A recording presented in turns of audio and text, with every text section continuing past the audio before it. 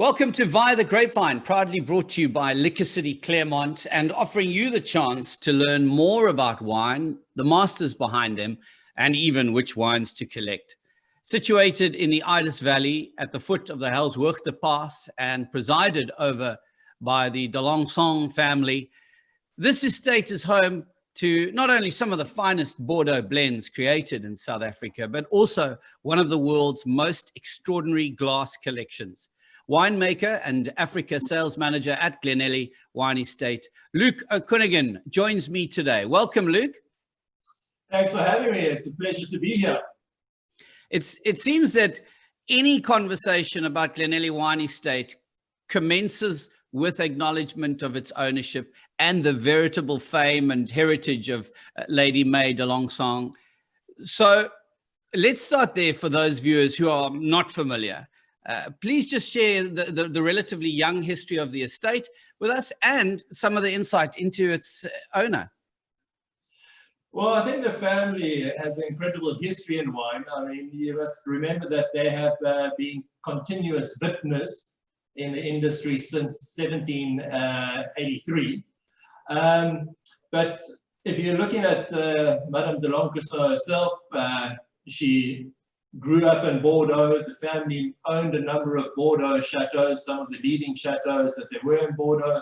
I mean, the saying goes, in the early days, the more chateaux you owned in Bordeaux, the poorer you were, because it was only relatively recently that they started to make the massive fortunes that we all know them for now. But she has had an interesting path in wine, because she only actually herself got into it when she took over the estate Chateau Pichon Comtesse de la Latte, which is one of the jewels in the crown of Bordeaux, as it were. And she took it over when she was in her 50s. And when she took it over, it was a property that was battling, and she, through her dogged determination and drive, managed to build it into one of the more prestigious properties there is in Bordeaux. And I think what's particularly interesting about it is that she's always looked at the road less traveled, as it were. So when she was building up Pichon, she was one of the first people ever to take the Bordeaux wines into Asia, and particularly broke open the Japanese market for Bordeaux. So it's quite interesting when you travel around the world to present wines, how many people have been touched by her, have been introduced to wine by her, and particularly when you're in Asia, how much they hold her in such high esteem for introducing them to this product. And I think what's incredible for me is that she came out to South Africa at the age of 78, when most people are putting up their feet and retiring. She came out to start a new venture, as it were. And she sold everything up in France because she believes in the potential of South Africa. And this is where she's put down her roots to focus and drive forward in the wine industry. So I think it was a great feather in the cap that for the South African industry, that you had a legend of the international industry coming here to put her roots down. And reading her story was very inspiring for someone like me, where, as you mentioned there, that at the age of 53, she decided to study viticulture. And I thought, sure, it's never too late. No matter what you think, it's never too late. And she's really proven that you can have different seasons in your life and you can do completely different things. And I think that's quite inspiring. It is inspiring. I don't like what you're saying. I mean, if you look at her background, what she actually studied at the university firstly was the ancient civilizations. So she's a specialist in ancient Mesopotamia and places like that, and particularly the Golden Crescent. So then she went off and she spent a life as an army general's life, traveling around the world. So she spent a lot of time in the United States and things like that. And then she only came back to wine, as you say, when she was 53 years of age. So she's a really seasoned person with so many different aspects to her life. And it's fascinating sitting down and chatting to her. So now we have you, and I want to really delve. Sorry? No.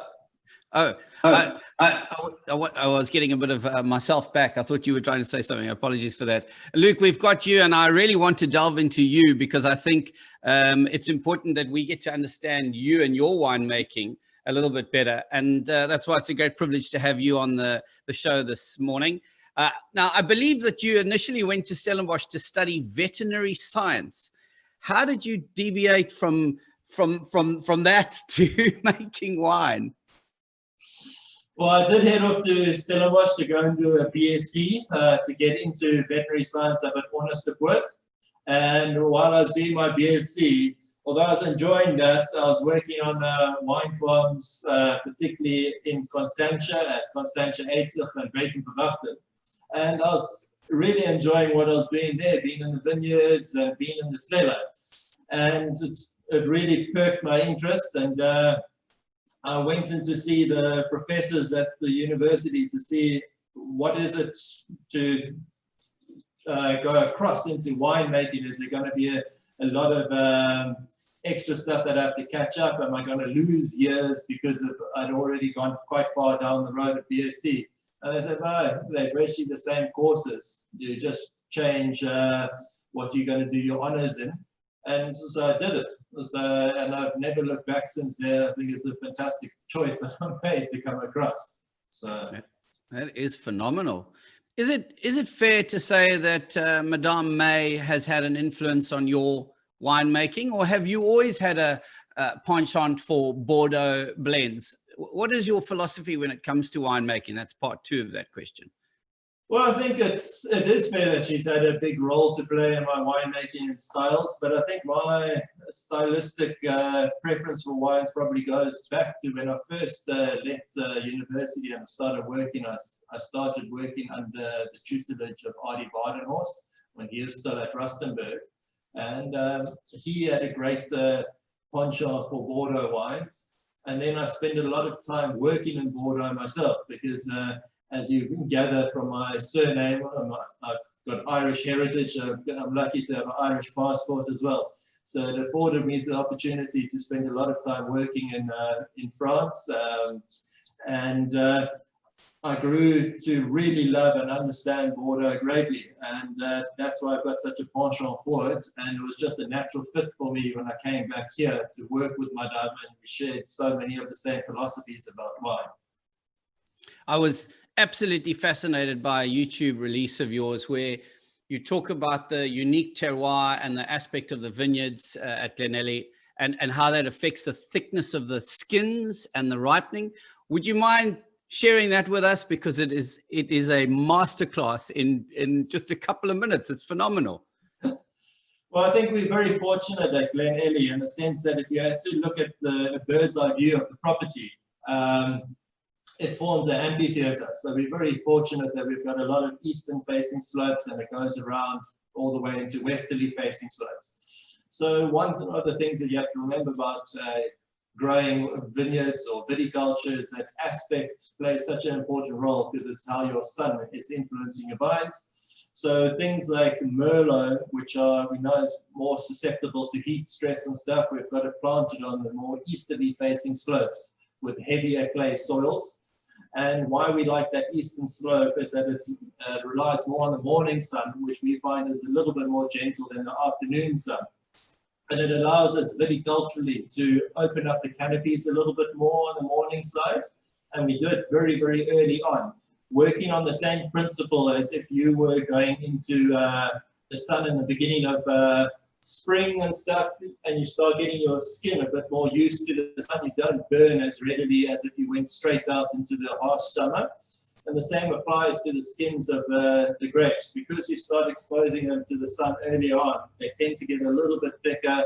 You burn off a little bit more of the green tones and you get more expression of fruit coming through. And it allows us to work with the fruit in the cellar to express this particular site and the individuality of the site a bit more and get those wonderful fruit expressions that you want from your different varietals coming through.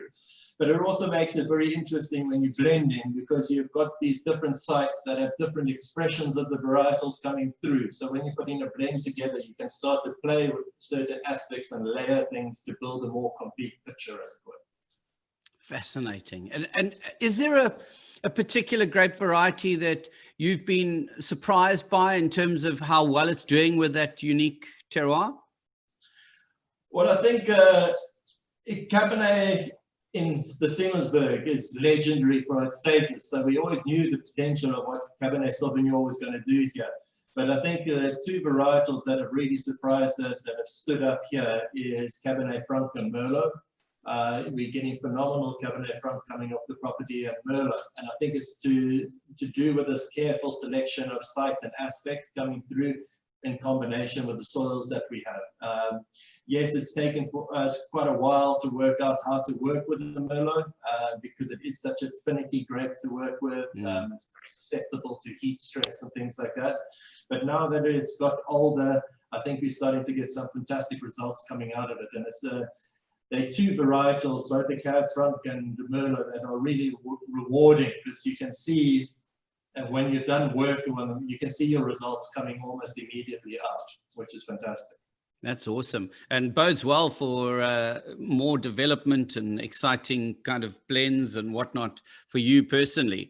I think it's good to get to the range of your wines now. You've got the Lady May, the Estate Reserve, and the Glass Collection ranges.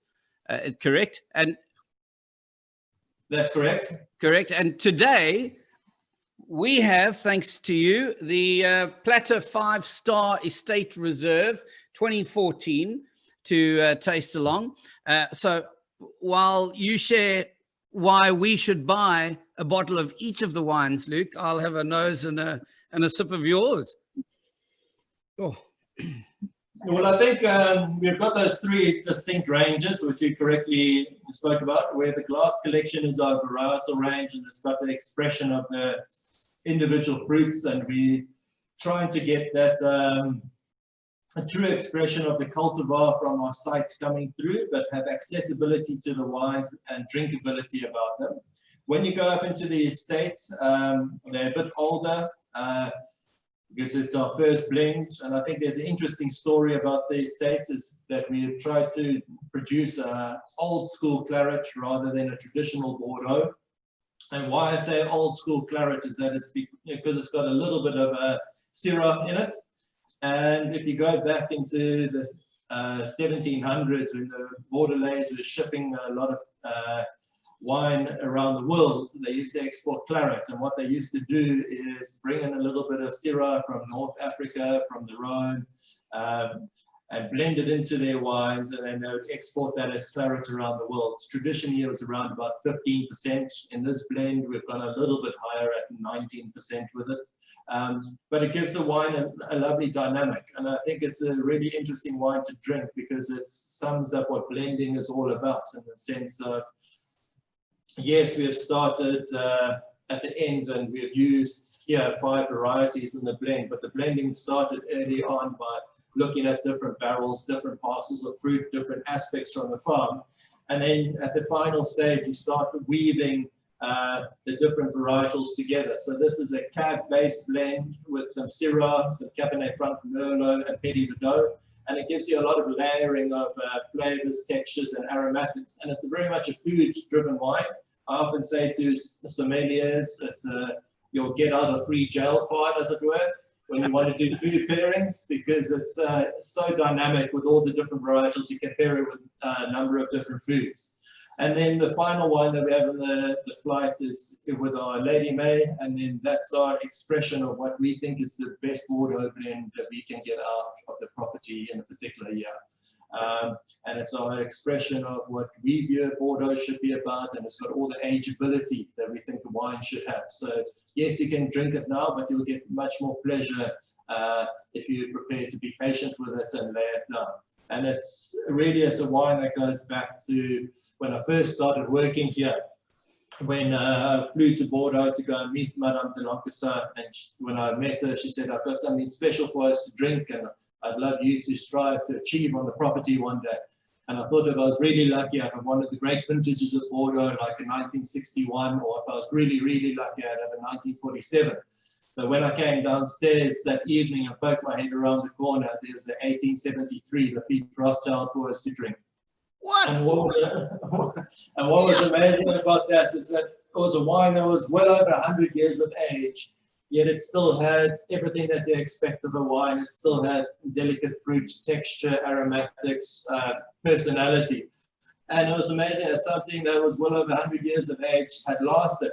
So the Lady May is our first tentative steps to get in a wine in that sort of direction to have ageability about it. Sure, that's so incredible, because I mean, it's a wine that once bottled, not even yourself will be able to tell.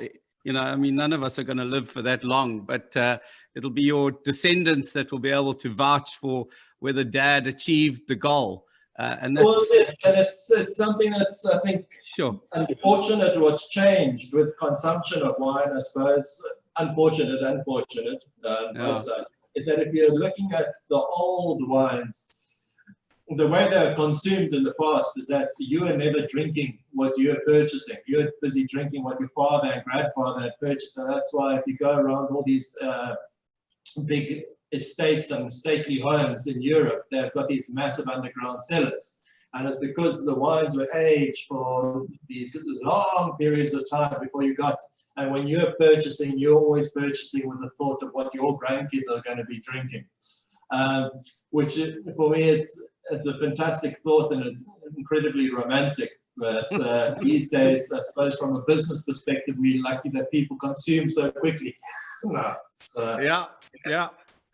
This wine is absolutely superb. I mean, you don't need me to tell you that. The judges have told you that already. But from a color point of view, the different layers on the nose, absolutely beautiful.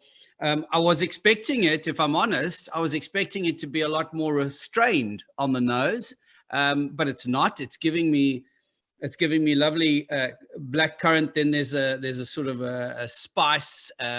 Would it be a cassis kind of coming through as well, which is lovely. It's enticing. It draws you in, and I'm very much about my nose. If my nose enjoys something, then I get very excited to taste it.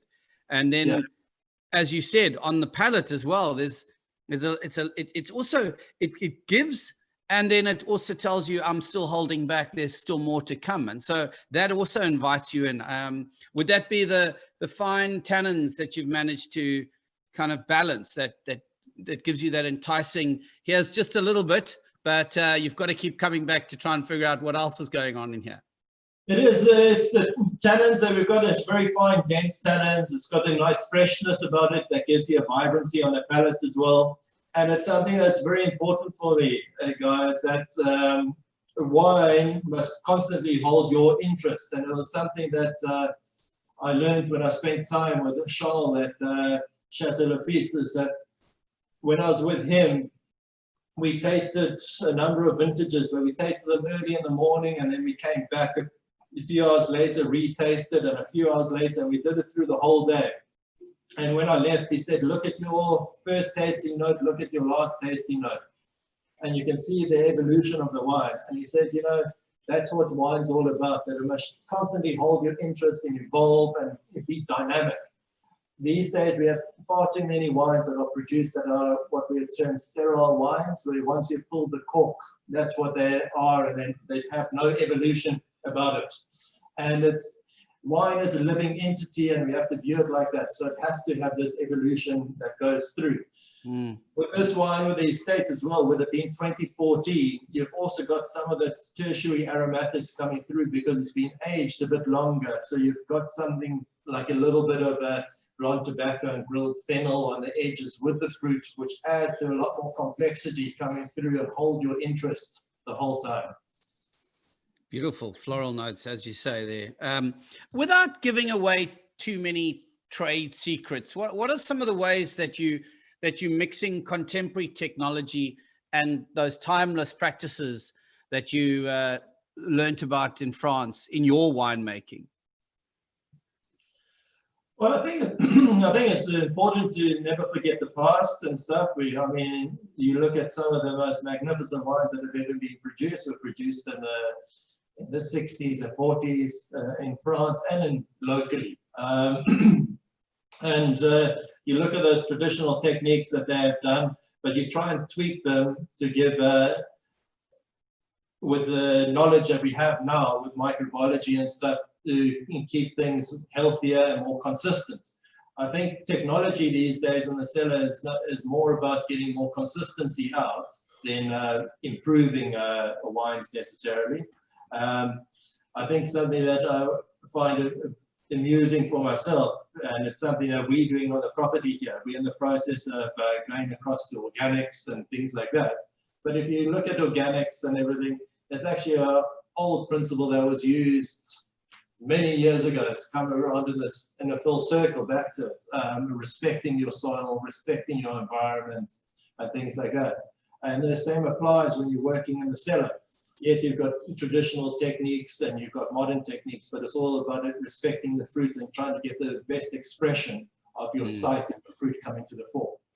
I'm glad you mentioned organic, because I was actually going to ask you that, but then I thought I keep asking every winemaker I chat to, would you ever consider going organic? And I didn't want the interviews to become repetitive around that. So I'm glad you touched on that, because, and it's interesting as well to think that indeed in our history, that would have been a kind of a standard practice, but now it's seen as a nouveau practice. Meantime, it's just the circle of life. So, I mean, with the organic practice across here, I think it's been fascinating. We have had to learn a lot ourselves going through it, but it's one thing that's led us to look at things in more detail and not necessarily do things with a specific formula. So you're doing a lot more work looking at weather and being much more perceptive of what's going on around you and tying it in with your environment. And that's how you're getting your protecting yourself, as it were. Some South African vino is still considered bold and fruit forward, and I mean this wine has just got that beautiful French finesse. Are you finding that South African palates are becoming more receptive to your wines and to the French style? Because I mean I'm one of those people that initially when I tasted French wines, I would battle because I didn't get enough on the nose and then I didn't get enough on the palate. And someone like Winnie would be going, oh, this is just so good. And I'd be like, I need a bit more. So I know I was certainly in that range of needing it to be bold and fruity. But what are you finding in the marketplace of South Africa with the reception of your wines? Well, when we started here, I mean, we set out to make wines that we ourselves enjoy on the property. And that just happened to be, I suppose, as people would put it, a bit more French in style. And yes, initially when we came to the market, I think it was a bit difficult, but it's growing more and more. And especially, I think the people see the value of having this small classic style pairing up with foods and things like that. So it's something we are starting to grow more and more with it. People are starting to become much more au fait and they appreciate where it comes from. And something that I think is very important for myself, and I know we share it on the property here, is that you've got a lot of magnificent wines out there, but they're very big, bold, and very expressive. But they're quite difficult to drink in the sense that you'll have a glass, but you're quite tired when you finish it. Whereas here, what we're trying to do is get vibrancy and elegance into the wine that you can come back for a second, third, and quite happily have it over dinner. I love, and I'm just thinking, you know, this particular blend, I could see myself sipping on this slowly on a summer's afternoon. And I know that's probably quite unusual. People would say, really, a Bordeaux blend red on a summer's afternoon? But that's the vibrancy that you talk of and that lightness. It is phenomenal. So well done to you. Good, thanks a lot. Glad you enjoyed it. Madame May's tastes go beyond fine wine and into fine art. She's once had the biggest glass collection in Europe, and now her eclectic museum status glassware collection is displayed throughout the winery. Is it true that it includes a piece that's 300 years older than Jesus? I'm not sure it's quite 300 years old. It's certainly 50 BC. It might be a bit older. But there are a number of pieces from around 50 BC that I can think off the top of my head that are down there. And what's fascinating about those pieces, I suppose, is if you look at the way that they were blown and everything, the glass is so light and fragile, and it's almost like having a feather in your hand. And it's amazing for me that still today we don't know how the Romans managed to do it, because like so many things after the Roman Empire, when we went back into the Dark Ages, things got lost and forgotten, techniques that were used. And we still haven't found out how the Romans did it in that technique to get the glass to be so fine and so light. It's incredible. So a great reason to visit to see some of that incredible glassware. You've got a wine tasting with incredible vistas, but that's not all you offer, is it? Tell us about the other offerings at Glenelly Wine Estate. Well, we've got a magnificent bistro here as well, which is run by Chef Christophe de Horst, and he changes his menu virtually on a daily basis, so there's new things on it the whole time, so it's quite seasonal, and I think it's classic cooking, but with a French flair to it, but bistro style cooking, which is, it's really relaxed dining when you come here, and it's fantastic sitting out, looking at the views and just whiling away the hours of the day. And then, like you mentioned, we've got the tasting room upstairs, or the glass museum downstairs that we offer as well. And you can do tours of the cellar by appointment as well. Okay, fantastic. And open Mondays to Saturday? Mondays we are closed, but Tuesdays to Sundays we open. Got you.